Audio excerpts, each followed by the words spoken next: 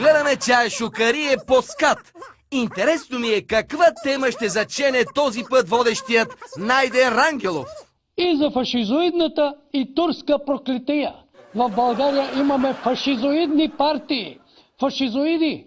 Заедно с турските проклетници, които искат да завладеят също като евреите цял свят. Очертава се поредното спокойно предаване с миролюбивия Найден.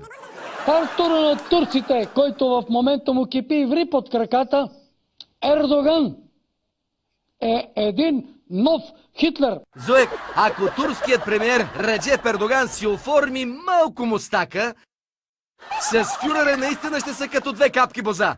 За политиката е ясно. Рачков, но все пак да видим кой гостува на Рангелов в този брой на чайшукарие.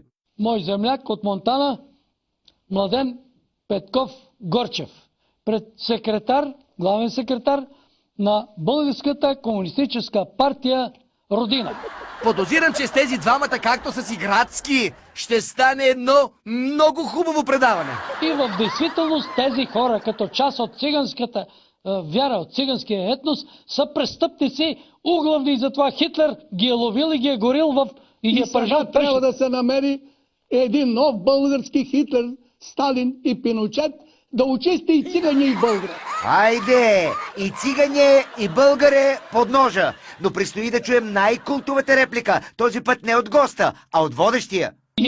Трябва да се намери един нов български Хитлер, Сталин и Пиночет, да очисти и цигане и българи. Обожавам Хитлер и Пиночет.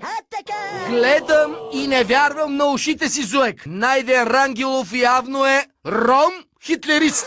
Обожавам Хитлер и Пиночет. Значи беше прав по-рано, когато очевидно имаше предвид и себе си. В България имаме фашизоидни партии. Фашизоиди.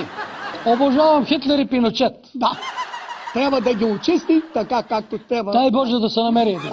Ама нали вече вие го намерихте, господин Рангелов? Обожавам Хитлер. Дай Боже да се намери един. Ердоган е един нов Хитлер. Ясно е, че Найден Рангелов обожава Хитлер.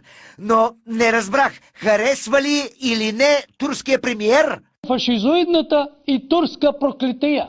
Турските проклетници. Ердоган е един нов Хитлер. Ами има известни противоречия, Зуек. Ето как продължи разпалената беседа на водещия. Не гласувайте никога повече за тия комунисти и социалисти, които доказаха пропадането на България, че е тяхно дело.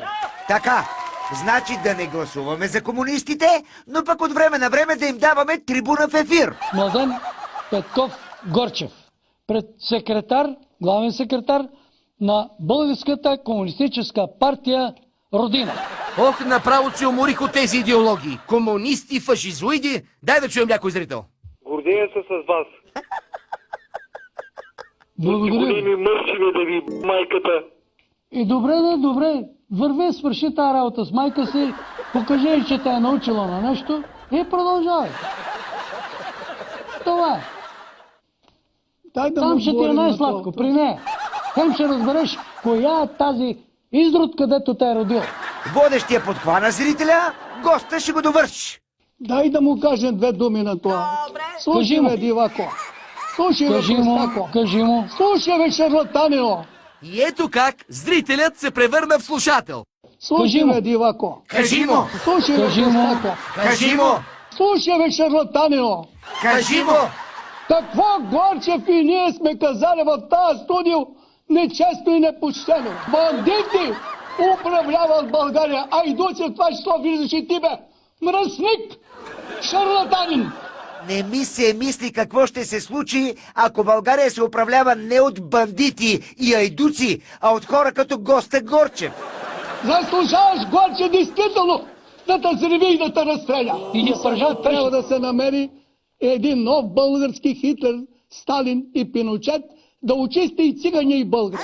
Зуек, удивително е как гостът Горчев говори за себе си в трето лице. Какво Горчев и ние сме казали в тази студио нечестно и непочтено? Заслужаваш, Горчев, действително да те взриви и да те разстреля. Аз се притеснявам не само за психичното му здраве, но с тези емоции и за физическото му оцеляване се притеснявам. Ох, Боже, и дано сърцето му издържи. Заслужаваш, Горче, действително да те взриви и да те разстреля. За това Не, заслужаваш. моля, не призовавай. Към разстрелване той ще се самоубие. Не ти. Не ти, остави. Василев, още нещо ми прави впечатление на мен. Забележи как двамата в студиото говорят някак лично на зрителя. Все едно са лице в лице. Ага, като ги гледам как гледат някъде в страни, си представям откъде се обажда зрителя-слушател. Много хубав канал сте. Гордея се с вас. Благодаря. Големи мърши, бе, иба майката. Дай да му кажем две думи на това. Слушай, Кажи му. бе, дивако. Слушай, бе, Кажи му, простака. кажи му. Слушай, бе, шарлатанино. Ей, наслушахме се и се нагледахме. Явно трябват личности, които да се борят не за чиста раса, а за чист ефир. А дано, ама надали.